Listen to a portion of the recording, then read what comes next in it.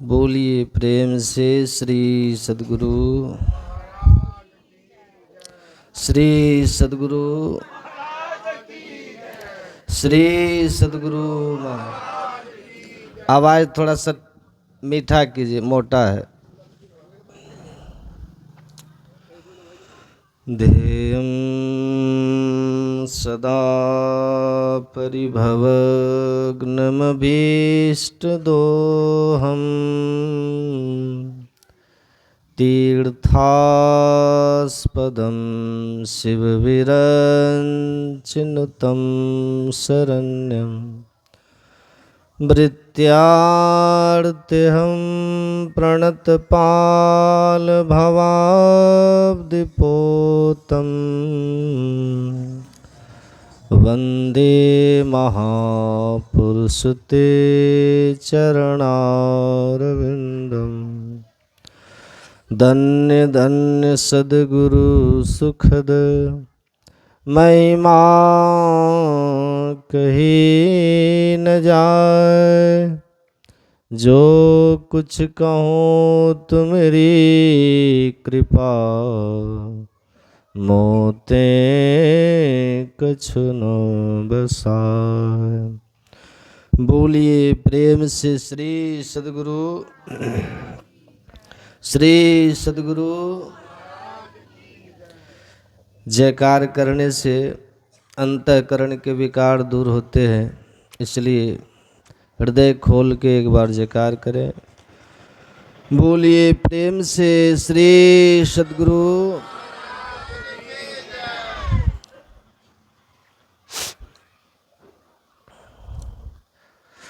कन कन में विराजमान परमाराध्य सद्गुरु महाराज के युगल पाद पद्मों में कोटि कोटि नमन।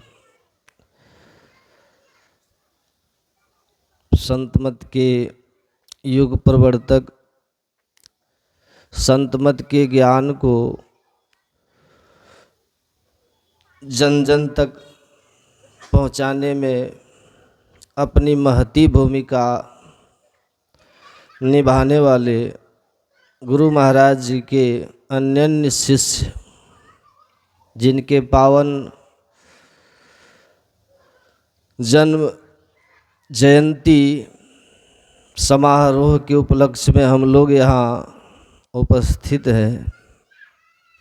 पूज्यपाद ब्रह्मलीन महर्षि संत सेवी परमहंस जी महाराज के पावन पाद पद्मों में कोटि कोटि नमन। मंचस्थ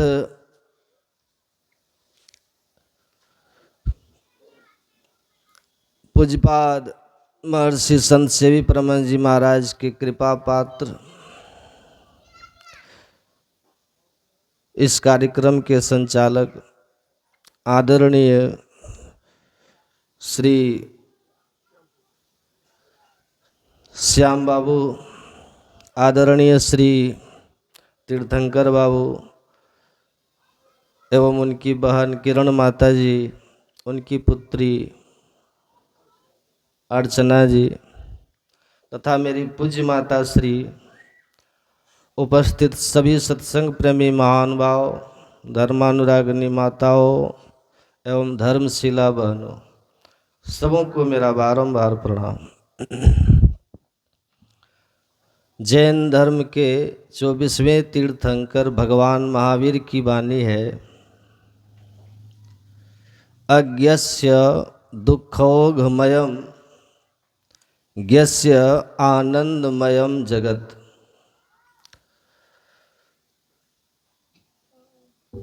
भगवान महावीर कहते हैं,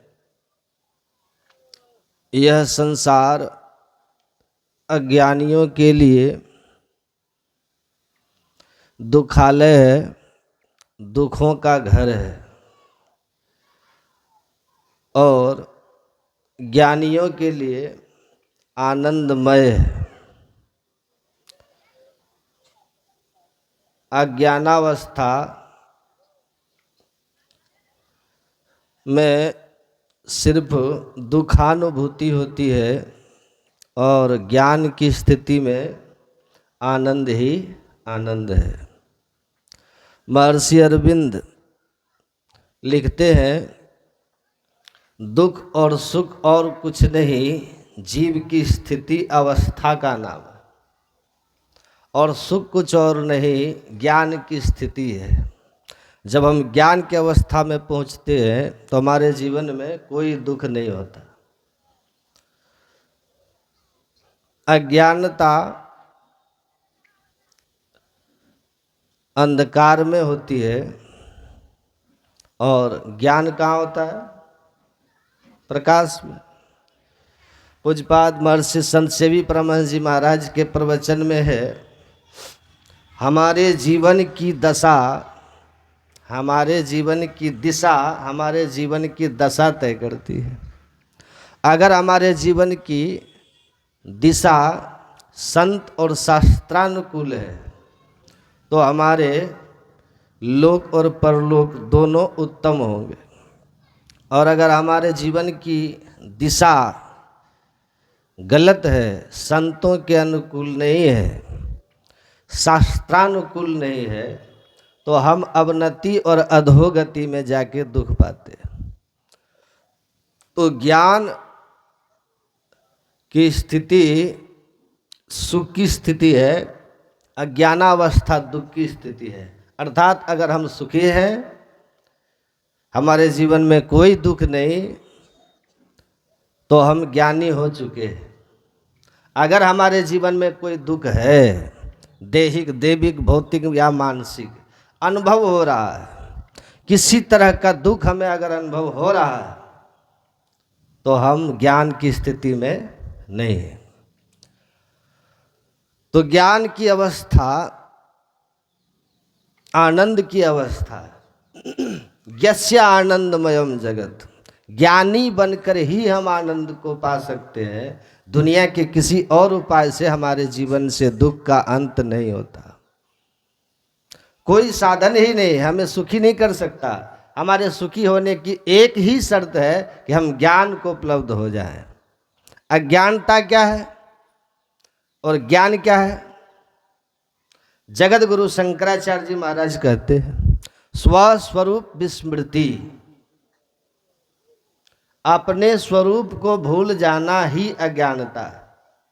इधर देखिए, इधर मैं कौन हूं?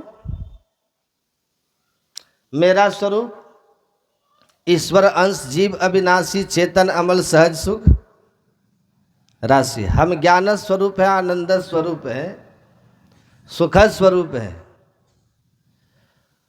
निर्विकार।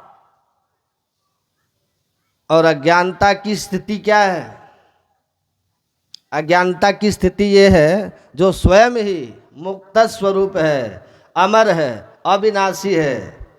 वह शरीर के साथ अपना तादात्म्य करके शरीर के धर्म से जुड़ जाता है और स्वयं को मैं सुखी हूँ, मैं दुखी हूँ, मैं करता, मैं भोगता, मैं जन्मने मरने वाला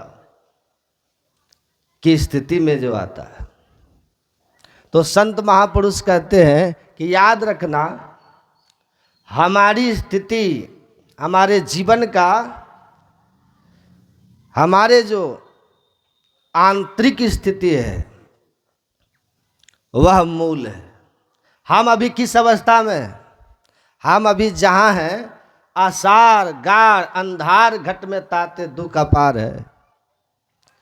हम जिस शरीर संसार में हैं, हमारे गुरुदेव कहते हैं आंख बंद करके देख लीजिए, आप अपने को कहाँ पाते हैं? घोर अंधकार में। अंधकार में अज्ञानता रहती है और जहाँ अज्ञानता रहेगी वहाँ द्वैत प्रपंच होगा, और जहाँ द्वैत प्रपंच होगा तो द्वैत प्रपंच के सागर बूढ़ो सहो दुख भारी। आपके जीवन में दुख होगा, लेकिन जब आप संत सदगुरु की बताई सदयुक्ति से साधना करके ज्ञान की स्थिति में पहुंचेंगे, जहां जाकर क्या होगा? स्वरूप का ज्ञान होगा, मैं कौन हूं की पहचान होगा, मैं कौन हूं की पहचान होगा। अभी हम अपने को शास्त्र पढ़ के कह रहे हैं कि हम शरीर नहीं चेतन आत्मा है, हम सत्संग में संतों की वाणियों के आधार पे अपने को अविनाशी चेतन आत्मा कहते हैं, लेकिन हमारे अविनाशी चेतन स्वरूप से हम अपने आप कभी अनुभव नहीं किए। अनुभव होना चाहिए।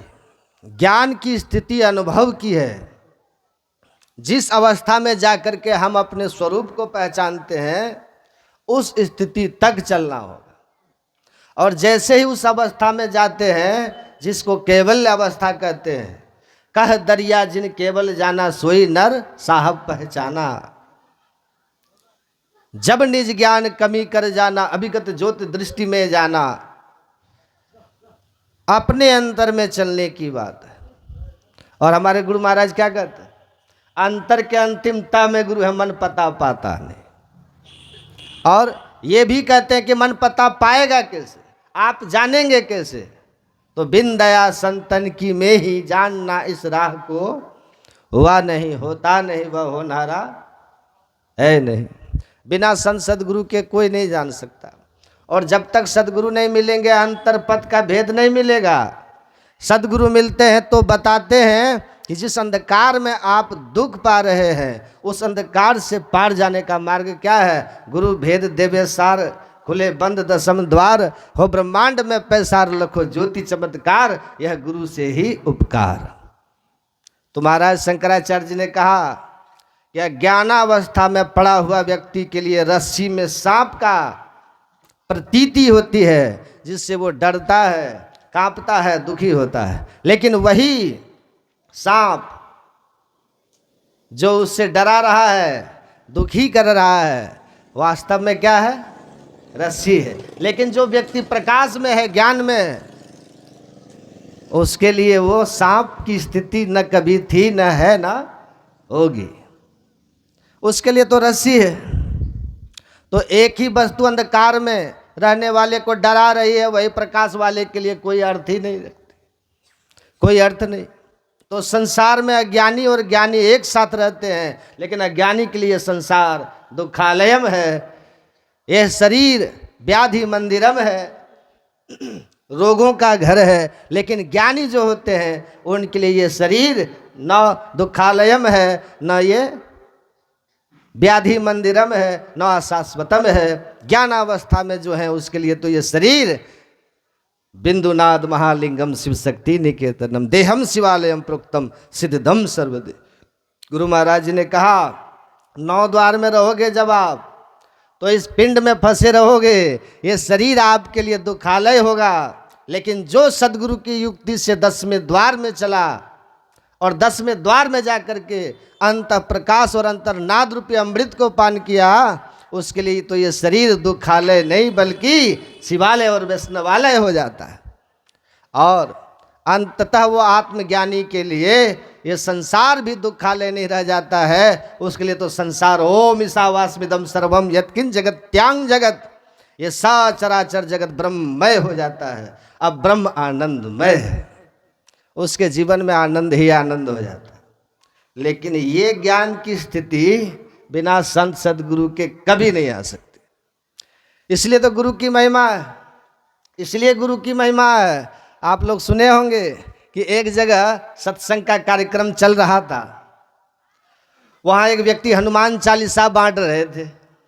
पूज्यपाद महर्षि संत सेवी परमहंस जी महाराज जी ने प्रवचन में कहा कि श्री तुलसीदास जी महाराज ने हनुमान चालीसा की रचना की, जिसका शुभारंभ किया श्री गुरु चरण सरोज रज निज मन मुकुर सुधार, वर्णो रघुवर बिमल जस जो दायक फल चार, बुद्धिहीन तनु जान के सुमिरो पवन कुमार, बल बुद्धि विद्या देहु मोहि हरहु कलेश विकार।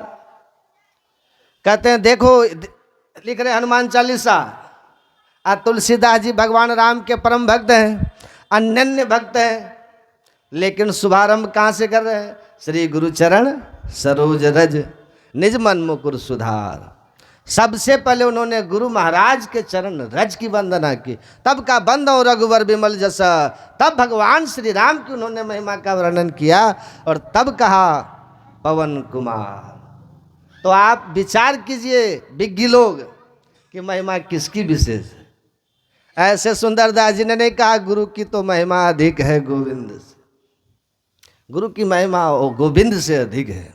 ये संसार में गुरु आते हैं हम लोगों को ज्ञान देने समझाने। इतते सभी जात हैं भार लदाए लदाए और उतते सद को न बाबरा जा से पूछा जाए।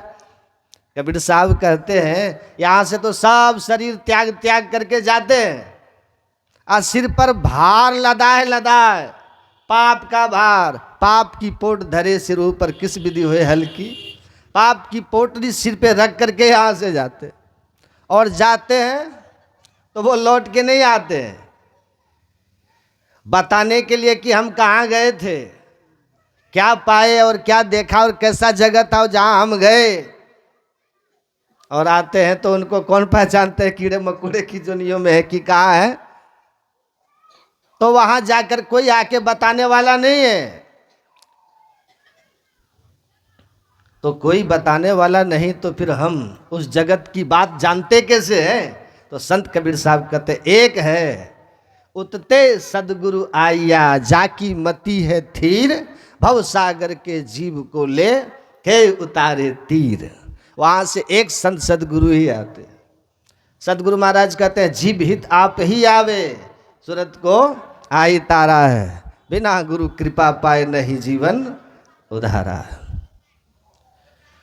संत सदगुरु आते हैं कहाँ से, वहां से। कैसे आते हैं तो इसकी व्याख्या बहुत ध्यान से सुनिए। लिखा है कि एक तो गुरु महाराज जी कहते हैं एक तो बने बनाए आते हैं जो किसी जीवन काल में पूर्णत्व को प्राप्त कर लिए हैं और अपनी मौज से अपने लोक में रहते हैं। और जब फिर उनकी मौज होती है तो इस संसार में आते हैं। संत सद सब एक हैं, जस पस तिस की खेत, कोई कुदरती लाल है तो कोई सेत की सेत। इसका अर्थ करते हुए गुरु महाराज जी कहते हैं संत कबीर जैसे लोग जो बने बनाए लोग कल्याण के लिए प्रकट हो जाते हैं और उनको कुछ करना नहीं होता है, जीव के कल्याण के लिए केवल आते हैं। और दूसरे वे जो संत सदगुरु की सदयुक्ति से साधना करते और साधना करते करते अपने जीवन काल में चेतना आत्मा को जड़ावरणों से मुक्त करके परमात्मा से एक में कर लेते हैं पूर्ण समाधि में। ऐसे पुरुष शरीर भाव में आ करके जीवन मुक्त दशा में रहकर संसार को अपने अनुभवों से रूबरू कराते ये दूसरे। और बताते हैं कि भरम में कोई मत पड़ो, स्मरण रखो, साधन करोगे तो खुद देख लोगे कि स्वर्ग है कि नहीं, नरक है कि नहीं। जिस दिन भी उगड़े विमल बिलोचन ही के मिटे दोष दुख भव रजनी के, जिस दिन आपने अपने श्री गुरु पदनक मणिगण ज्योति संत सदगुरु की बताई सदयुक्ति से आपने दिव्य दृष्टि उनमें कर ली, उस दिन आपको किसी से पूछना नहीं पड़ेगा, कोई ग्रंथ नहीं पढ़ना पड़ेगा। आप स्वयं अनुभव से कहिएगा कि स्वर्ग भी है, नरक भी है, पापी को नरक और पुण्यात्मा को स्वर्ग। और ईश्वर भक्ति के मार्ग पर चल करके एक स्थिति ऐसी भी आती है जिसको मोक्ष का धाम कहते वो भी है। तीनों ये आपके अपने अनुभव होंगे।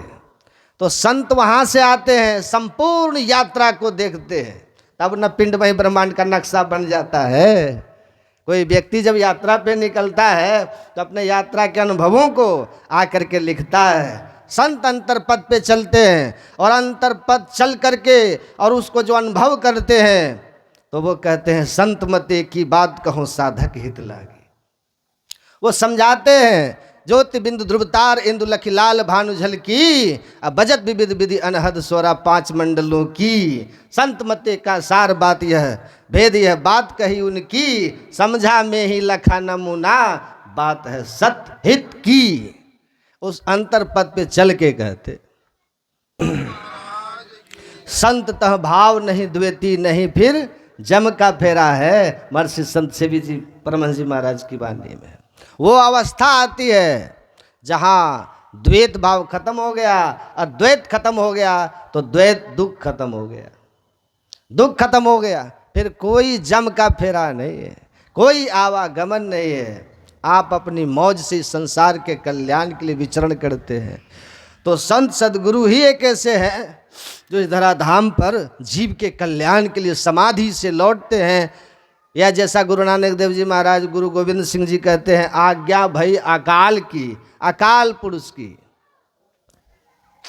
मुक्त पुरुष, संत पुरुष जीव के हित के लिए आते, संसार के कल्याण करने के लिए, और संसार का कल्याण करके चले जाते हैं। लेकिन जो उस राह पे चला है वही ना राह बताएगा। इसलिए कबीर साहब ने कहा कि सदगुरु आए, आगे चलो पंथ नहीं सूझे। आंख बंद करने पर घोर अंधकार दिखता है, और घोर अंधारी में जीव दुखित चले।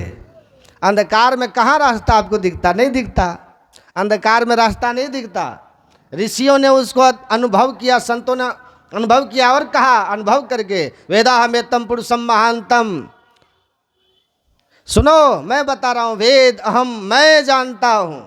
गुरु महाराज ने कहा, जानना और मानना है दो अलग अलग बात है। जानना और मानना दो अलग अलग बात है। मानना तो किसी पर भरोसा है तो उसकी बात को मान लेते हैं, और जानना का अर्थ ये होता है जिसके लिए हम स्वयं प्रत्यक्ष गवाह होते हैं। निज नैना देखी ही आँखी, तस तस तुलसी कह कह भाखी, ये जानना है। निज नैना देखी, अपनी अंतर्दृष्टि से हमने देखा, जो उसको मैं कह के सुना रहा हूँ, ये जानना है। तो जानना और मानने में बहुत फर्क है। कहते हैं, श्रवन्तु विश्वे अमृतस्य पुत्रा आये धमानि, विश्वानि तस्तु दिव्यानि तस्तु।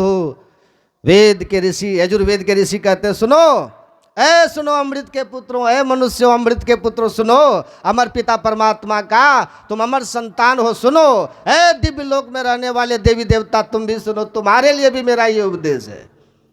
वेदाहम पुरुषम महांतम आदित्य वर्णम तम सह परस्ताद तमेव विदित्यादि मृत्यु में नान्यो पंथा विद्यते अनायः। सुनो, मैं जानता हूं उस पुरुष को।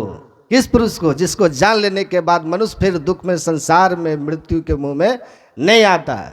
उसका दर्शन कोई इस लोक में नहीं कर सकता, इस दृष्टि से नहीं कर सकता है।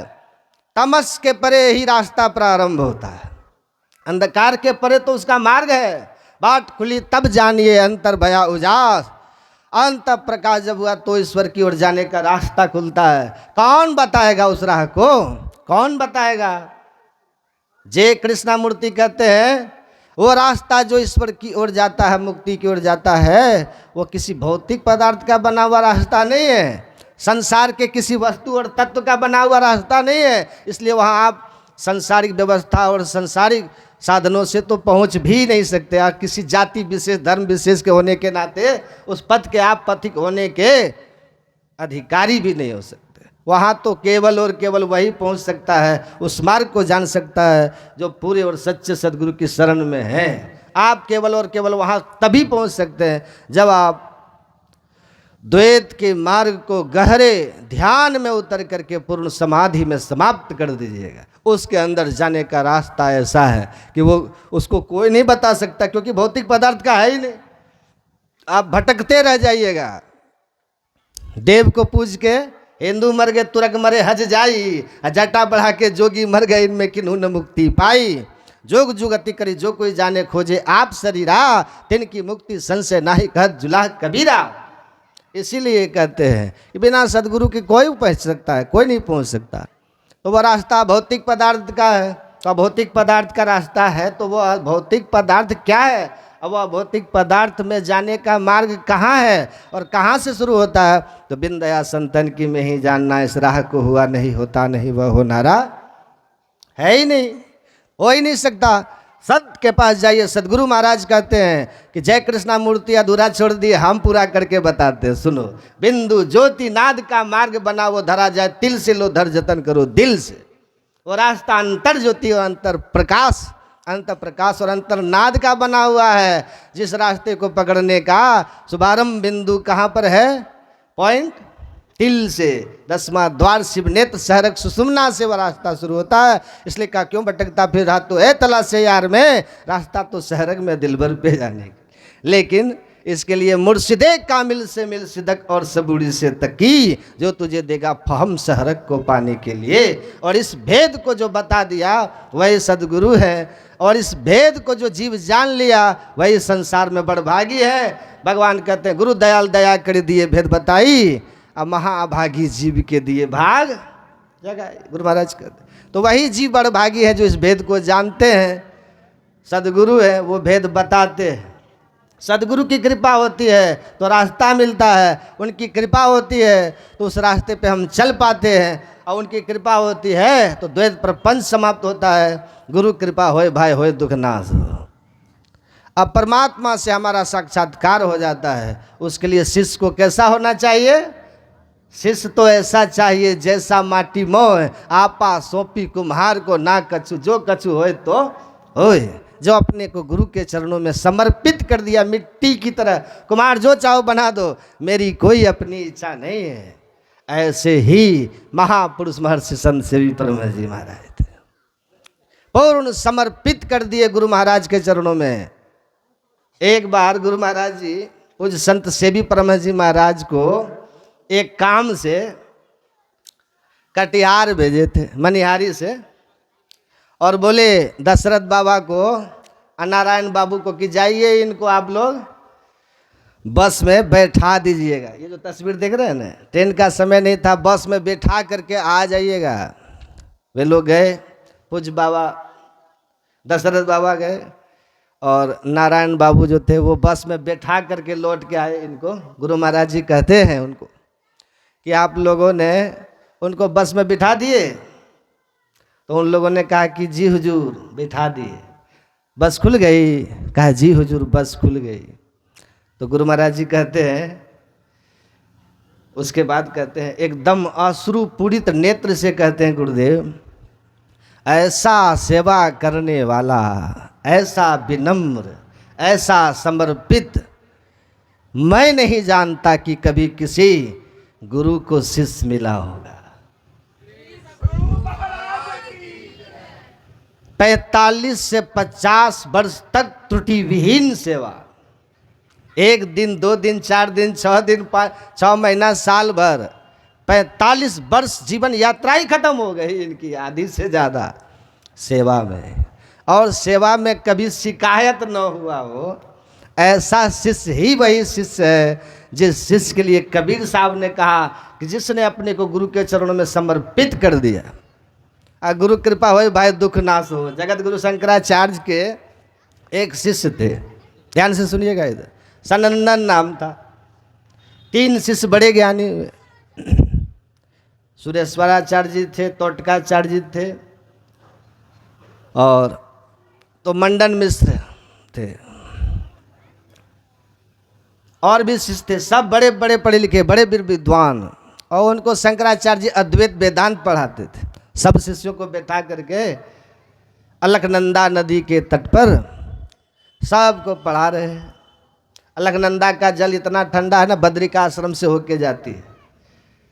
आप उसमें 25-30 सेकेंड अगर 2 बार डुबकी मारे तो समझिए कि हॉस्पिटल तो आप चले ही जाइएगा।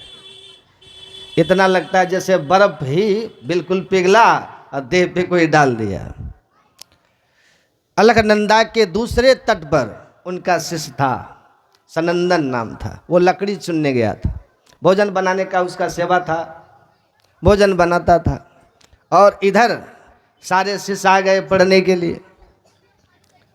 आदि गुरु शंकराचार्य से शिष्यों ने कहा गुरुदेव पढ़ाया जाए। उन्होंने कहा सनंदन उधर गया है, उनको आने जाने दो, लकड़ी बांध लिया, वह आ जाएगा तो साथ में पढ़ाऊंगा। नदी के दूसरे तरफ थे, लेकिन दूसरे तरफ आश्रम के सामने ही थे, पर वहाँ जाने के लिए लगभग 1 किलोमीटर आगे जा करके, और तब जाके एक छोटा सा पुलिया था जिसको पार करके दूसरी ओर जाना होता था। छोटी पहाड़ी नदी तो जानते हैं कितना होता है, छोटी होती है पहाड़ी नदी। तो सनंदन को कहा जाने दो। ये सारे शिष्य लोग कहने लगे एकदम अनपढ़ है, कुछ नहीं जानता है, उसको संस्कृत भी ठीक से समझ में नहीं आती है, आप उसका किस लिए इंतजार कर रहे हैं? देखिए शंकराचार्य जी ने जोर से चिल्लाया सनंदन, और उसको लगा कि गुरु जी को कोई जरूरी काम पड़ गया, इसलिए इस तरह कभी चिल्ला के बुलाए नहीं, आज जोर से चिल्ला रहे हैं, क्या बात है। और गुरु भक्ति और गुरु की सेवा का उसके अंदर जो प्रेम विह्वलता थी ना उसके अंदर, और समर्पण जो था, उसको ख्याल ही नहीं रहा कि सामने में नदी है और अथाह नदी है, ख्याल ही नहीं रहा। अगर कूदे तो वहाँ पाट छोटी नहीं है, उधर जंप करके नहीं निकल सकते आप, चौड़ी पाट है थोड़ी, उसको ख्याल ही नहीं रहा कि हम इसमें डूब जाएंगे। गुरु महाराज के उस पुकार पर सनंदन कूद गया, नदी में कूद गया कि जल्दी पहुंच जाएंगे, ध्यान ही नहीं रहा कि नदी है वहाँ। अब कूद गया नदी में और दौड़ गया नदी में, और जब नदी में कूदा तो जहाँ जहाँ पैर रखा वहाँ वहाँ मजबूत कमल का फूल प्रकट हो गया, और उस फूल पे उसका पैर एकदम धरती पर चलने जैसा चलता हुआ दौड़ता हुआ नदी को पार करके इस तरफ आ गया। आकर के शंकराचार्य जी के सामने सारे शिष्य आश्चर्यचकित हो गए, आश्चर्यचकित हो गए गुरु की लीला देखकर, सनंदन की गुरु की भक्ति देखकर। शंकराचार्य जी महाराज ने उसको गले से लगाया, और उसके पैर के नीचे जो कमल का फूल आया था ना, तो उसका नाम ही पड़ गया पाद पद्माचार्य। और वो इतना ज्ञानी हो गया, शंकराचार्य जी उसके गले से लगाए और उससे पूछा कस्तम, कौन हो तुम? कहा ना हम मनुष्यो न देवी यक्षो न ब्राह्मण क्षत्रिय न वैश्य शूद्रो ब्रह्मचारी न गृही वनस्तो न भिक्षुर्न चाहम निज बोध रूप निज बोध रूप निज बोध रूप। मैं न ब्राह्मण हूँ, न क्षत्रिय हूँ, न वैश्य हूँ, न शूद्र हूँ, न मनुष्य हूँ, न गंधर्व हूँ, न यक्ष हूँ, न देवता हूँ, न ब्रह्मचारी हूँ, न गृहस्थी हूँ, न वानप्रस्थी हूँ, न सन्यासी हूँ। मैं शुद्ध बुद्ध आत्मा हूँ, शुद्ध बुद्ध आत्मा हूँ, शुद्ध बुद्ध आत्मा हूँ, ईश्वर हूँ, अहम ब्रह्मास्मि। ऐसा ज्ञान उसके अंदर से निकलना शुरू हो गया। जो एक अक्षर संस्कृत नहीं जानता था, वो आत्मज्ञान की बात संस्कृत में बोलना शुरू कर दिया। ये महिमा गुरु की कृपा की। गुरु अर्जुन देव भोजन बनाते थे, कुछ नहीं जानते थे, उनका काम था भोजन बनाना, बर्तन धोना, गुरु के बगल में बैठ के प्रवचन सुनते थे, बस सुनते थे। तो कहा कि तुमको तो जीवन में क्या मिलेगा जी, तुम बैठ के दिन भर बर्तन रगड़ते रहते हो। कहा मैं गुरु महाराज का भोजन बनाता हूँ, उनके बर्तन में भोजन बनाते समय जो कालिक लगता है ना, उसको मैं रगड़ रगड़ के धोता हूँ। मुझे विश्वास है कि मैं बर्तन की कालिक, गुरु महाराज के बर्तन का गंदगी साफ करता हूँ, गुरु महाराज मेरे हृदय की गंदगी साफ करते। और गुरु अर्जुन देव पांचवें गुरु के रूप में गद्दी पर बैठे और बड़े बड़े विद्वान लोग हवा में उड़ गए। तो ये जो गुरु की महिमा है ना, इसे तुलसीदास जी नहीं कहते हैं बंदो गुरु पदकंज कृपा सिंधु नर रूप हरि महा मोहतम पुंज जासु बचन रवि करनी कर। कहते हैं कि गुरु पद कंज कृपा सिंधु, आप कृपा के सिंधु हैं, और नर रूप में हरि है, नर रूप में हरि है। गुरु को मानुष जानते सो नर कहिए अंध, वो परमात्मा ही सगुण साकार विग्रह संसद गुरु होते। भगवान कृष्ण ने उद्धव से कहा ना, मेरे दो अवतार है उद्धव, एक विशेष एक नित्य। विशेष अवतार मैं अभी हूँ। जो लोग धर्म के नियमों पर नहीं चलता उनका मैं आकर के संहार कर देता हूँ, अधर्म की स्थापना करता हूँ। लेकिन जो मेरा नित्य अवतार है वो संत के रूप में है। जैसे सूर्यदेव आकाश में प्रकट होते हैं तो प्रत्येक प्राणी के आंखों में देखने की शक्ति प्रदान करता है, वैसे ही मेरा जो संत अवतार है उद्धव, वो जीवों के अंदर ज्ञान दृष्टि उत्पन्न करने का काम करता है और उसको धर्म और अधर्म को साफ साफ देखने की योग्यता प्रदान करता है। संत मेरा नित्य अवतार है। इसलिए गुरु महाराज कहते हैं जीवित आप ही आवे, सूरत को आई तारा है। जीव के कल्याण के लिए स्वयं परमात्मा ही सदगुरु बन के आते हैं। तो सदगुरु की बड़ी महिमा है। गुरु मेहरबान तो चेला पहलवान। किसी को चिंतामणि मिल जाए जो हर चिंतित वस्तु को तुरंत आपको प्रदान कर दे, उसका नाम चिंतामणि। जिस वस्तु का चिंतन करो वही सामने, ये चिंतामणि में चमत्कार है। और उससे भी बड़ा चमत्कार है कल्प वृक्ष में, कल्पद्रुम। चिंतामणि आपको संसार की वस्तु दे सकती है, पर कल्प वृक्ष के नीचे बैठ के आप स्वर्ग की संपत्ति भी मांगो तो वो भी लाके दे देता है। पर इन दोनों से तुम ये कहो कि हमें प्रिया प्रीतम परमात्मा का दर्शन करा दो, प्रभु का अपरोक्ष साक्षात्कार करा दो, ब्रह्म दर्शन करा दो, ब्रह्मानुभूति करा दो, तत्व ज्ञान करा दो, ये सब इनके बस की बात। प्रभु का अपरोक्ष साक्षात्कार करा दो, ब्रह्म दर्शन करा दो, ब्रह्मानुभूति करा दो, तत्व ज्ञान करा दो, तो ये सब इनके बस की बात। इनसे लौकिक भौतिक प्राकृत वस्तुएं मांग लो वो देंगे, पर अलौकिक अभौतिक अप्राकृत जो परम तत्व परमात्मा का है वो इनसे नहीं प्राप्त हो सकता। तो किससे मिलेगा? चिंता मनिर्लोक सुखम सुरद्रुः स्वर्ग संपदम प्रयक्षति गुरु प्रीतो वैकुंठम योगी दुर्लभम। गुरुदेव की कृपा और अनुकूलता प्राप्त हो जाए तो योगी दुर्लभम वैकुंठम अपि प्रयक्षति। बड़े बड़े योगेंद्र मुनींद्रों के लिए जो दुर्लभ भगवत धाम वैकुंठ है वो भी गुरु कृपा से सहज सुलभ संभव हो सकता है। बोल गुरुदेव भगवान की। इसलिए हमारे यहाँ गोविंद से भी बढ़ करके गुरु की महिमा गाएगी। गुरु साक्षात परब्रह्म।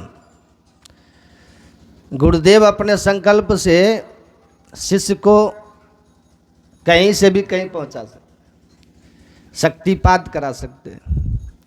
एक उपमन्यु थे विद्यार्थी, गुरुकुल में पढ़ने गया। गुरुजी ने कहा बेटा पहले गौ सेवा करो तब पढ़ाएंगे। कहा ठीक है गुरुदेव। करता रहा बेचारा गौ सेवा कई वर्षों तक, 12 वर्ष तक किया। और विद्यार्थियों को खूब पढ़ाते थे पर उसे नहीं पढ़ाते थे, तुम गैया चराओ। वो दिन भर बेचारा गैया चरा के आता, हारा थका, शाम को प्रसाद पा के सो जाता, पढ़ाई लिखाई कुछ नहीं। एक दिन गुरु माता ने कहा आचार्य जी से कि आप सबको पढ़ाते हो पर उस बेचारे को क्यों नहीं पढ़ा रहे? 12 साल से गैया ही चरा रहा, उसे पूरा ग्वारिया बना दिया आपने, उसकी भी तो पढ़ाई लिखाई पर ध्यान दो। तो गुरुदेव ने कहा ठीक है मेरा ध्यान है उस पर, क्योंकि गुरुदेव भगवान की दृष्टि सब पर होती है, पर सबकी योग्यता अलग अलग होती है, विद्यार्थी एक से नहीं होते। तो योग्यता के अनुसार, पात्रता के अनुसार गुरुदेव भगवान कृपा करते हैं। तो एक दिन उपमन्यु को बुला के कहा उपमन्यु गैया स्वस्थ है? बोले हाँ गुरुदेव महाराज स्वस्थ है। तुम क्या पाते हो? बोले महाराज कलेवा लेके जाता हूँ। कलेवा समझ रहे हैं? रोटी उधर ही पा लेता हूँ, भूख लगती है। अच्छा, हमेशा शिष्य को गुरु को समर्पित करके फिर उनके आज्ञा से पाना चाहिए। जो भी भिक्षा मिले, प्रसाद हो, पहले गुरुदेव को समर्पित करो, फिर गुरुदेव कहे कहाँ बेटा पालो, तब उनकी कृपा आदेश से पाना चाहिए। तुम हमसे आदेश लिए बिना वही पा लेते हो, ये तरीका ठीक नहीं है। कहा ठीक है गुरुदेव तो ऐसा नहीं करूँगा। अब गाय छोड़ करके प्रसाद पाने आए, कितनी दूर कैसे आवे? तो बेचारा फलाहार उधर ही कर लेता था, जंगलों में उधर ही जैसे तैसे निर्वाह करता। कुछ दिनों के बाद फिर पूछा बेटा कैसे क्या चल रहा है प्रसादी? बोले गुरुदेव यहाँ से तो नहीं ले जा पाता, जंगल में ही कुछ फल वगैरह जो मिल जाता है पा लेता हूँ। बोले अच्छा, अरे वो भी तो प्रसाद ही है, फलाहार तो करते ही हो, हमसे अनुमति के बिना और तुम फल तोड़ के वहीं खा लेते हो, हमसे आज्ञा तो नहीं लेते, हमको भोग तो नहीं लगाते। ठीक है गुरुदेव, वो भी छोड़ दिया। कुछ दिनों के बाद फिर पूछा बेटा क्या खाते पीते हो? बोले गुरुजी अब कुछ नहीं मिलता तो गायों का दूध पी लेता हूँ, गौ माता बड़ी कृपालु हैं, वही दे देती है दूध तो पी लेता हूँ। गुरुजी बोले आजकल इसलिए दूध कम आ रहा है, सारा दूध पी जाता वही, तो दूध भी छोड़ दिया। परंतु एक दिन गाय आ गई, परंतु वो उपमन्यु नहीं आया। विद्यार्थी बोले लगता भग गया, खाना पीना सब बंद कर देंगे तो क्या करेगा? बेचारा भाग ही जाएगा। गुरुजी ने कहा नहीं, ऐसा नहीं हो सकता, पता लगाओ कहाँ, चलो हम ढूंढते हैं। विद्यार्थियों को लेके गुरुजी गए, जंगल में ढूंढा, बेटा उपमन्यु कहाँ हो? दूर दूर तक पता नहीं, खोजते खोजते अचानक कुएं में से आवाज आई, गुरुदेव मैं इधर हूँ कुएं के अंदर। अरे गुरुदेव शिष्य परिकर के साथ गए, बेटा तुम इसमें कैसे गिर पड़े? बोले गुरुदेव क्या करूं, मैंने बहुत प्रयास किया भूख को शांत करने का, पर यह क्षुधा बहुत भयंकर है। इस भूख की छटपटाहट ने मुझे विवश कर दिया। मैंने गाय का दूध भी छोड़ दिया, फलाहार भी छोड़ दिया, परंतु एक वनस्पति मैंने तोड़ी, उसमें से दूध सा निकला। तो मुझे लगा चलो ये दूध ही है, गाय का तो नहीं है, तो इसको तो मैं पी करके थोड़ा बहुत भूख मिटा ही लूँगा। इसलिए उसी दूध को मैं पत्ते को तोड़ तोड़ के चूसने लग गया, पर वो विषाक्त निकला। उसको चूसने से, पीने से मेरे नेत्र ज्योति चली गई, मैं अंधा हो गया। गुरुदेव अंधा होने से मुझे रास्ता समझ में नहीं आया। गाय तो अभ्यास में थी, वो तो जहाँ से आती थी वैसे लौट के पहुँच गई, पर मुझे रास्ता नहीं सूझा, तो मैं भटकते इस कुएं में गिर पड़ा। और गुरुदेव क्षमा कीजिए, मैं आपकी आज्ञा का विधिवत पालन नहीं कर पाया, आपकी गौ माता की ठीक से सेवा मेरे से नहीं हो पाई, इसके लिए मैं बहुत क्षमा प्रार्थी।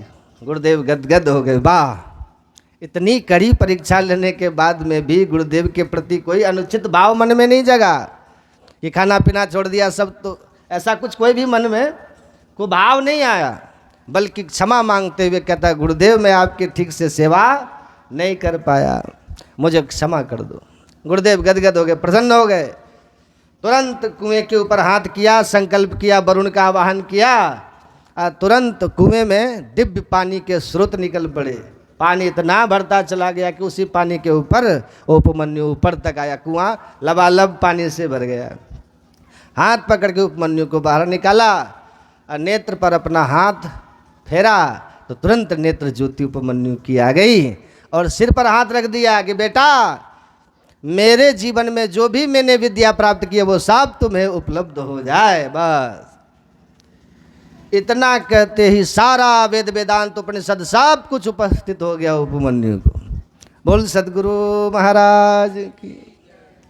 तो जो अन्य विद्यार्थियों को रटा रटा के गुरुदेव तैयार कराते थे, तमाम उनको घोंची निस्दिन करे नित कर ठाने मरण, खान पान विद्या तजे तब आवे व्याकरण। दिन रात घोंचीपू करना पड़ता। घोंचीपू समझ गए? घो माने घोंचीपू, निस्दिन करे।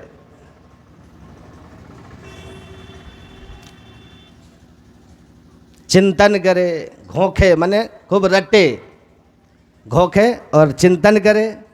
अब फिर भी समझ में ना आवे तो पूछे गुरुदेव से, बार बार पूछे, इसका मतलब समझ में नहीं आ रहा तो ऐसे घोंखे चिंतन करे, अब पूछे घोंचीपू, निस्दिन करे, दिन रात निरंतर चिंतन। व्याकरण के फलाना सूत्र विस्मरण हो रहा तो पूछ ले, अब उसका भाव क्या है, यहाँ पर कौन सा सूत्र लगेगा, समझ में नहीं आ रहा तो गुरुजी से पूछे, अपने श्रेष्ठ गुरु भाइयों से पूछे, विद्यार्थियों से पूछे। इस प्रकार से घोंखे चिंतन करे, अब पूछे घोंचीपू, निस्दिन करे, दिन रात जब करता रहे। अनित कर ठाने मरण, ठान ले कि आज तो मुझे इतने सूत्र याद करके ही सोना है, जब तक याद नहीं हो जाएगा तब तक मैं सोऊंगा नहीं, खाऊंगा नहीं, चाहे मर जाऊं। नित कर ठाने मरण, इस प्रकार से संकल्प पूर्वक जब तैयारी करता विद्यार्थी तो खान पान निद्रा तजे, भोजन भले ही न मिले, सो भले ही न पावे, परंतु हमें तैयारी करनी है, तब आवे व्याकरण, तब ठीक से व्याकरण का विद्यार्थी को ज्ञान होता है। तो ऐसी शास्त्र, केवल व्याकरण तो एक उदाहरण बता रहे हैं, बाकी जितने शास्त्र हैं उन सबके विषय में घोंचीपू नित्य करना पड़ता है, घोंचीपू। पर इस प्रकार से जो विद्यार्थी अध्ययनशील होता है तब उसे शास्त्र का विधिवत बोध होता है।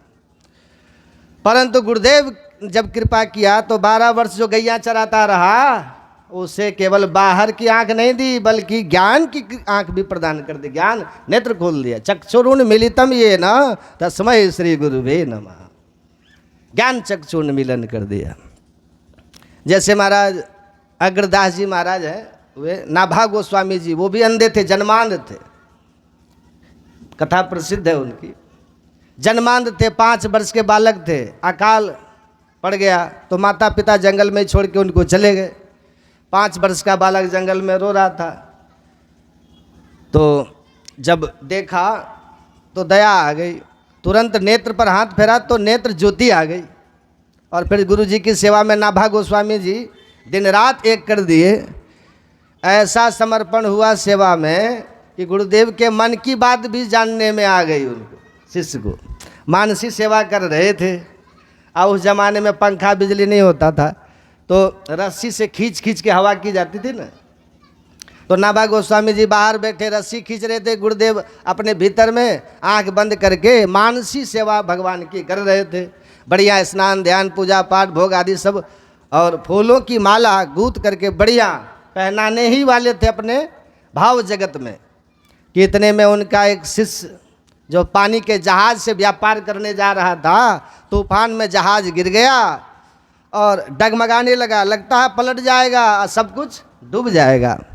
तब भयभीत होकर के वो व्यापारी प्रार्थना, हे गुरुदेव भगवान रक्षा करो मेरी। जब आर्त होकर के शिष्य पुकारा, तब गुरुदेव भगवान के भाव जगत में वहाँ खलबली मच गई, क्योंकि माला तो तैयार थी, भाव में पहनाना चाह रहे थे। कितने में आर्त पुकार शिष्य की कान में पड़ी, तो समझ में न आवे कि माला पहनाए कि उसके जहाज को ठीक करें। दुविधा में चित्त हो गया, और ये दुविधा नाभा जी जान गए जो बाहर बैठे पंखा हिला रहे थे, जबकि दिखाई कुछ नहीं पड़ रहा था, वो तो भाव जगत में सब चल रहा था उनका ध्यान में। तो तुरंत नाभा गोस्वामी जी महाराज ने वो पंखे की हवा का संकल्प सेवा का तुरंत कर दिया बंद, और उनके संकल्प मात्र से जो तूफान से जहाज डगमगा रहा था, उस तूफान की दिशा बदल दी, तुरंत दूसरी तरफ चला गया। तूफान शांत हुआ तो जहाज भी सुरक्षित हो गया। अब बाहर से आवाज लगाए, गुरुदेव प्रेम से माला पहना दीजिए, अब हमारा गुरु भाई बिल्कुल सुरक्षित है।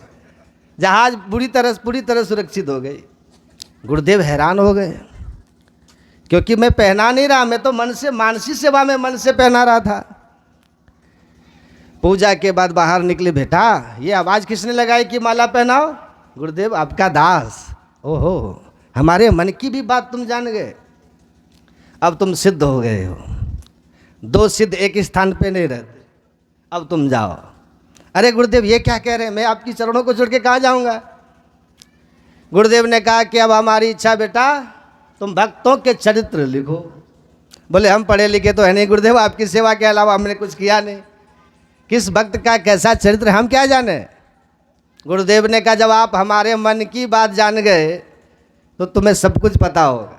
जो भी भक्त का चरित्र तुम लिखने बैठोगे, वो भक्त प्रकट होकर अपना चरित्र तुम्हें बताएंगे, और उनके मन की बात भी तुम जान जाओगे, जैसे हमारे मन की तुम जान गए। तब नाभा गोस्वामी जी ने गुरुदेव के आदेश का पालन करते हुए भक्तमाल जैसे पावन चरित्र का सृजन किया। भक्तमाल प्रसिद्ध ग्रंथ है ना। तो शिष्य के समर्पण में कितनी शक्ति होती है, इन चरित्रों से पता चलता है। और गुरुदेव के संकल्प में कितना बड़ा चमत्कार होता है, दोनों बात है। शिष्य की सेवा और समर्पण, फिर गुरुदेव का अनुग्रह और संकल्प, दोनों ही बात है। देखिए ऐसी शिष्य दादू दयाल जो गुरु की सेवा में रहते थे और हमेशा बोलते रहते थे, गुरुदेव तन भी तेरा मन भी तेरा, तेरा पिंड और प्राण। तो उनके गुरु भाई लोग सुनते थे, तो जाके उनके गुरु से कहे ये ददुआ पगला गया। कहा क्या हो गया? अरे अलर बलर बकते रहता है। तो जा करके उन लोगों ने कहा कि भाई क्या बोलते रहते हो, क्या बकते रहते हो? तो कहा गुरुदेव मैं तो यही बोलता हूँ, गुरुदेव तन भी तेरा मन भी तेरा, तेरा पिंड और प्राण। तो कहा रे सब कुछ तुम हम ही को दे दिया, तुम अपने लिए भी तो कुछ बचा लो। तो वो कहता है हुजूर ये तो आधा बोलता हूँ, आधा तो मन ही मन बोलता हूँ। तो कहा मन ही मन क्या बोलते हो, पूरा बोलो। तो कहा पूरा बोलूँ तो ये लोग लड़ जाएंगे, जब आधा में पागल करे तो पूरा में तो लड़ाई कर लेगा ये लोग। तो कहा अच्छा मेरे सामने तो पूरा बोल दो। तो दादू दयाल जी ने कहा गुरुदेव पूरा यही है कि गुरुदेव तन भी तेरा मन भी तेरा, तेरा पिंड और प्राण, और सब कुछ तेरा और तू है मेरा। यही दादू का यही है। तो तन मन धन को अर्पी गुरुपद सेव करो, मैं ही आज्ञा पाले दुस्तर भव सुख से तरो। गुरु महाराज को तन मन धन समर्पित करके सेवा करके और उस अवस्था में चले गए जहाँ नहीं संत तहाँ भाव नहीं द्वैती, जहाँ द्वैत का भाव नहीं है। तब गुरु महाराज जी ने कहा कि मैं जहाँ रहूँगा वहीं संत सेवी जी रहेंगे। तो गुरु महाराज जहाँ वहीं ना, गुरु महाराज कहाँ हैं? सचखंड में। तो ऐसा समर्पण था, ऐसे शिष्य थे और गुरु की कृपा से गुरु ही हो गए। और अंत में जिनके पावन जन्मोत्सव पर हम लोग इस कार्यक्रम में सम्मिलित हुए हैं, इनकी वाणी है सदगुरु ब्रह्मलीन महर्षि संत सेवी परम जी महाराज की। मानव जीवन की सार्थकता भोगों की बहुलता में नहीं बल्कि भगवत भक्ति की मादकता में है। इसलिए अगर हमारा जीवन सुखिरत कर ले, नाम सुमर ले, आत्मान मोक्षार्थम जगत हिताय च, इस तरह से है तो निश्चित जान लीजिए कि जीवन में आनंद ही आनंद है। इसके इतर और कोई जीवन है तो फिर सो परत्र दुख पावई सिर धुंधुनि पछताए, काल ही कर्म ही ईश्वर ही मिथ्या दोष लगा है। इसीलिए चलता फिरता पुस्तकालय ऋषिकेश में कहा था ना इनको, डॉक्टर श्याम सुंदर शास्त्री, ये तो चलते फिरते पुस्तकालय है, जो जानना है इनसे पूछ लो बता देंगे। और चिदानंद मुनि तो इतने प्रभावित हो गए थे इनसे, उनसे जो दीक्षा लेने आए थे ना लोग, उन्होंने कहा देखिए अपने से विशेष ज्ञानी जहाँ हो ना वहाँ गुरुआई नहीं करना चाहिए, नहीं तो गुरुआई जो करे गुरुआई ताको नरक लिखा है भाई। गुरु ज्ञान को कहते, और आपसे ज्ञान में जहाँ कोई विशेष हो तो वहाँ गुरुआई नहीं दिखाना चाहिए। तो महर्षि संत सेवी परमहंस जी महाराज इस आश्रम में उपस्थित हैं, बड़े महान पुरुष हैं, मुझसे विशेष ज्ञानी है। चिदानंद मुनि कह रहे हैं अपने शिष्य को कि जाइए उनसे दीक्षा ले लीजिए। स्वीकार कर लेते हैं कि भाई हमसे श्रेष्ठ हैं, तो उनके पास जाइए, उनसे दीक्षा ले लीजिए।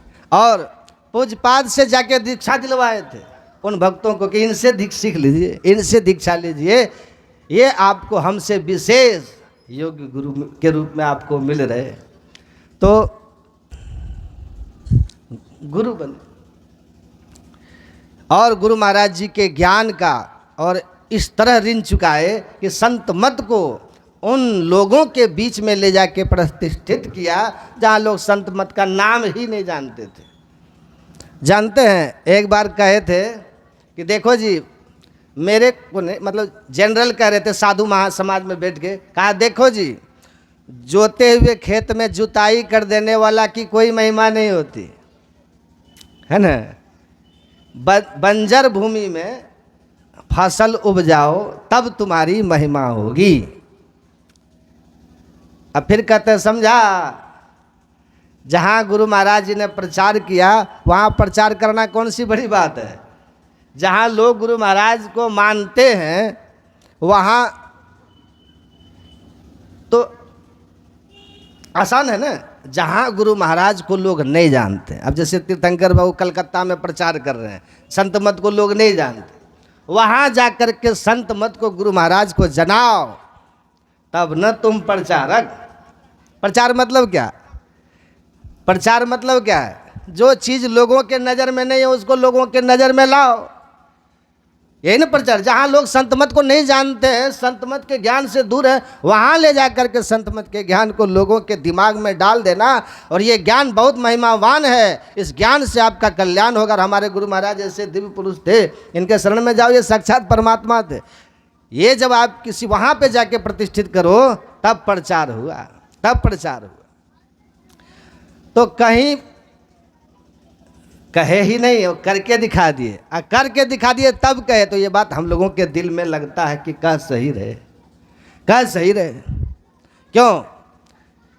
आदमी का कर्म उसकी वाणी से ज़्यादा दूर तक पहुंचता है, बहुत दूर तक पहुंचता है, हजारों करोड़ों गुना दूर कर्म की आवाज़ पहुंचती है जहां तक वाणी नहीं पहुंच पाती। इसीलिए किसी यंत्र के द्वारा कर्म की आवाज़ बहुत ऊंची होती है। तो जैसा कहो वैसा करो, कर्मणा मनसा वाचा साधु साहब एक।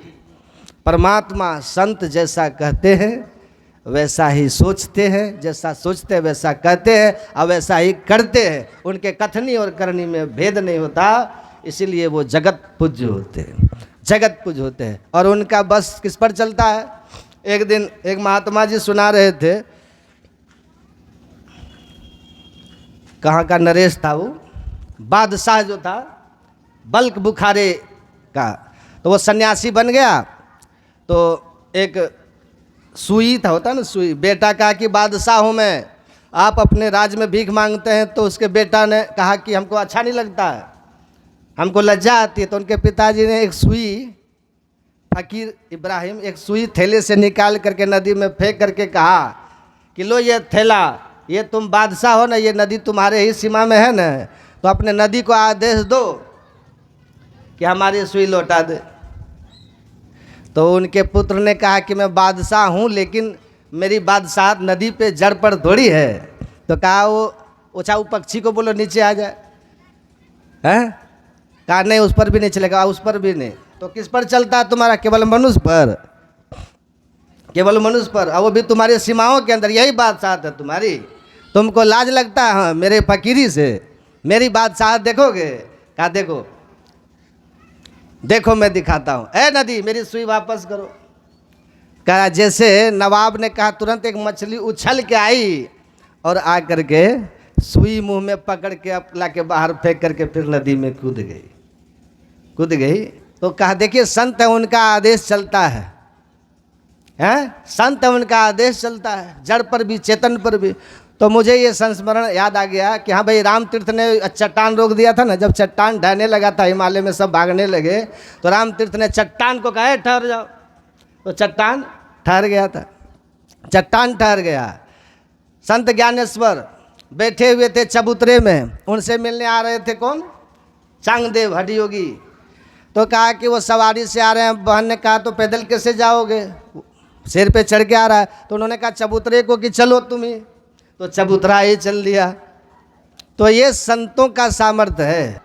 जड़ को तो मैं नहीं देखा, लेकिन चेतन का हम सुने हैं कि पूज्यपाद महर्षि संत सभी परमानंद जी महाराज टहलने निकले आश्रम में, तो एक कुत्ता जो था वो आश्रम का हो ना, वो क्या किया कि जैसे हुजूर निकले दौड़ करके उधर से उधर चला गया कुत्ता, आ जाके अपना उल्टा मुंह करके खड़ा हो गया।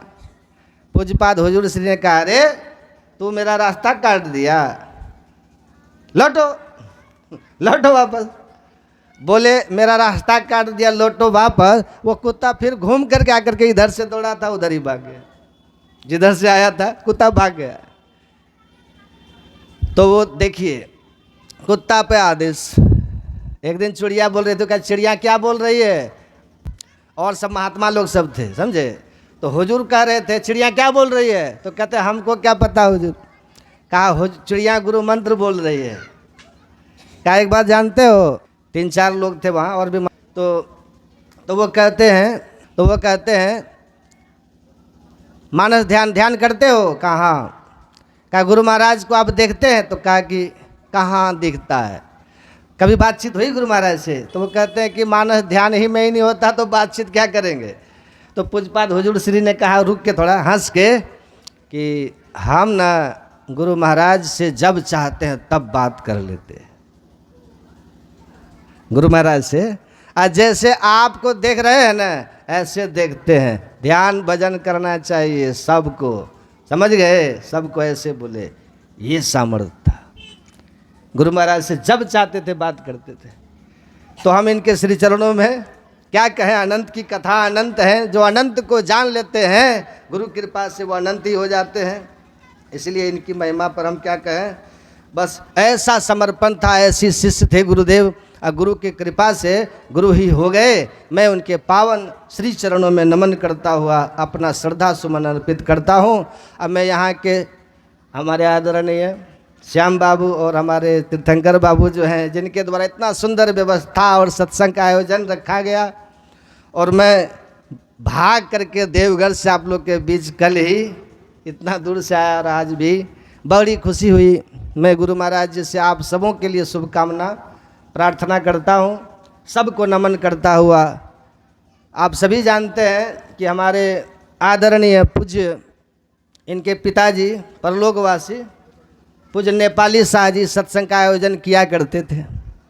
आज उन्हीं के नक्शे कदम पर उनके सभी पुत्र पुत्री पूरे परिजन चल रहे हैं। ये सभी धन्यवाद के पात्र हैं। आदरणीय श्याम बाबू, आदरणीय तीर्थंकर बाबू, हमारे पूज्य किरण माता जी, उनकी देखिए पुत्री कितना अच्छा प्रवचन करती है, हम तो सुनने में आनंद आ जाता है सुनते। लेकिन इन सब भाइयों बहनों में बहुत प्रेम है। राम लक्ष्मण भरत शत्रुघ्न सब की तरह भाई हैं एकदम। मेल में देखिए बल होता है। और इन सब की श्रद्धा अपने गुरु के प्रति है, सत्संग के प्रति है, बहुत ही समर्पण भाव इन लोगों में है। मैं गुरु महाराज जी से, परमात्मा से ये प्रार्थना करता हूँ कि इन सब का, पूरे परिवार का जीवन मंगलमय हो, सबकी भक्ति बढ़े, परिवार में सुख समृद्धि हो, लोक परलोक सबका कल्याणमय हो, और इसी तरह इनका ये ज्ञान प्रचार आगे बढ़ते रहे और बहुत समय काल तक सत्संग का कार्यक्रम चलता रहे। और आप सब जितने सत्संग भाई बंधु माता भाई बहन सब पहुँचे हैं सत्संग में, आप सब के लिए भी मैं शुभकामना करता हूँ, मंगल कामना करता हूँ। सबका जीवन मंगलमय हो, सबके अंदर भक्ति जो है वो प्रस्फुटित होता रहे और सबको मुक्ति की प्राप्ति हो। यही थोड़ा सा आप लोग की सेवा में कहा। बोलिए श्री सद्गुरु।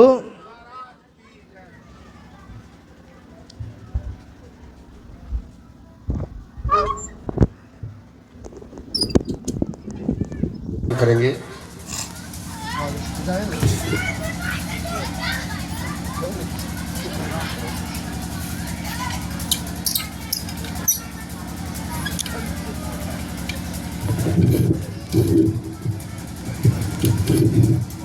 श्री सद्गुरु महाराज की जय।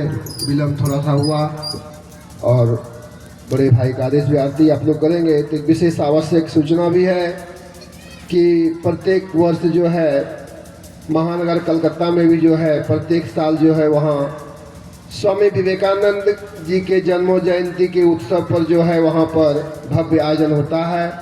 जिस तरह से यहाँ पर पूज्य पिताजी का यह बोया हुआ सत्संग है, वहाँ पर भी हमारे बड़े भाई बहन किरण दी एवं पिताजी का भी वहाँ पर जो है बीज बोया हुआ है। वहाँ पर भी प्रत्येक वर्ष जो है स्वामी विवेकानंद जी महाराज के जन्म जयंती के उत्सव पर भव्य आयोजन होता है। इस बार भी 3 जनवरी से भागवत कथा जो हमारे अभी सुन रहे थे बाबा से, स्वामी संदीपानंद जी महाराज कथावाचक यही करेंगे। संदीपानंद बाबा ही वहाँ रहेंगे। 3 जनवरी से 1 सप्ताह का जो है भागवत कथा है। 3 से 9 तक जो है भागवत कथा होगा और 10 से 11, 12 जो है भव्य सत्संग का आयोजन है, जिसमें कि हमारे ऋषिकेश से गुरु महाराज के सेवा में रहने वाले गंगाधर स्वामी एवं शिवानंद जी महाराज अररिया और डॉक्टर स्वामी विवेकानंद जी महाराज एवं हमारे स्वामी संदीपानंद जी महाराज और भी संतगण का पदार्पण हो रहा है। इस बार जो है बड़े ही उत्साह के साथ हमारे सभी वहाँ के लोग हमारे बीच आए हुए हैं। सुरेंद्र शाह जी, भोला शाह जी और भी हमारे बड़े सहयोगी लोग वहाँ पर हैं। जो यह सत्संग जो है 10 दिन का जो है 10-12 दिन का होगा, उसमें आप सभी सादर आमंत्रित हैं और सबों के लिए वहाँ जो है रहने खाने का व्यवस्था भी है। जिसको भी आना हो आप उस सप्ताह ज्ञान यज्ञ में आ सकते हैं, अन्यथा 10 से 11, 12 का जो वह सत्संग होता है उसमें भी आकर के लाभ ले सकते हैं। और तीसरा लाभ है जिसको गंगा सागर जाना हो, प्रत्येक साल बहुत लोग यह सोच के जाते हैं गंगा सागर, तो वह 13 के बाद जो है वहाँ गंगा सागर भी आप जा सकते हैं। यह जो है हमारा प्रत्येक साल यह सत्संग का कार्यक्रम होता है। इस बार विशेष रूप से हो रहा है, भव्य आयोजन है 10 से 12 दिन का। जिसको भी आना हो आप लोग आ सकते हैं कलकत्ता और सबों के लिए जो है व्यवस्था है। और आप लोग जो भी जाएंगे, सहयोगी लोग भी जाएंगे यहाँ से, किसी को अगर मदद चाहिए तो हमारे बड़े भैया से जो है संपर्क कर लेंगे और आ सकते हैं। बोलिए प्रेम से श्री सद्गुरु महाराज की जय। हमारे बड़े भैया का आदेश का जो हम लोग पालन करते रहे, उसी तरह वह जो इस कार्यक्रम को आगे बढ़ाएंगे। बोलिए प्रेम से श्री सद्गुरु महाराज की जय।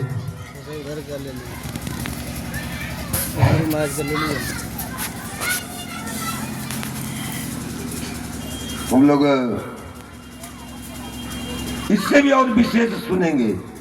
पुनः फिर 7 बजे से यह कार्यक्रम होगा, सब कोई जम करके आइए। और सुनते सुनते जब पेट नहीं भरे, राजा पृथु उन्होंने वरदान मांगा 10,000 कौन हो। सुन लीजिए।